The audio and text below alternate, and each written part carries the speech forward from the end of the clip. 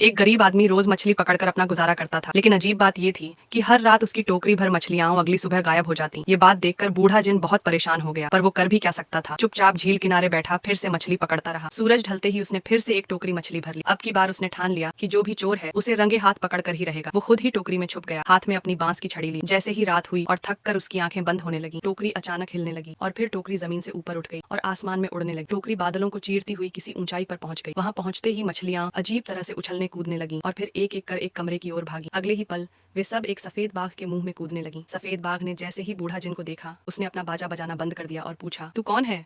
बूढ़ा जिन गुस्से में चिल्लाया, तू ही है मछली चुराने वाला, मैं तुझे छोड़ूंगा नहीं। सफेद बाघ, तू कितना नासमझ है, मैं कोई चोर नहीं बल्कि एक जादुई बाघ। बूढ़ा जिन को यकीन नहीं हुआ तो सफेद बाघ ने फिर से बाजा बजा और सारी मछली खुद ब खुद उसके मुंह में कूद गई। बूढ़ा जिन गुस्से में बोला, तेरा जादू गया तेल लेने, तू चाहे कुछ भी, मेरी मछलियां खाकर तूने मेरी रोजी रोटी छीनी। बाघ मुस्कुराया और बोला, मैं तुझसे कुछ नहीं छीन रहा, इसके बदले मैं तुझे दूंगा अमूल्य खुशियां और अनगिनत दौलत। बस एक बात याद रख, ये सब तुझे हमेशा के लिए नहीं मिलेगा। जब असली मालिक लौटेगा तुझे सब वापस करना होगा।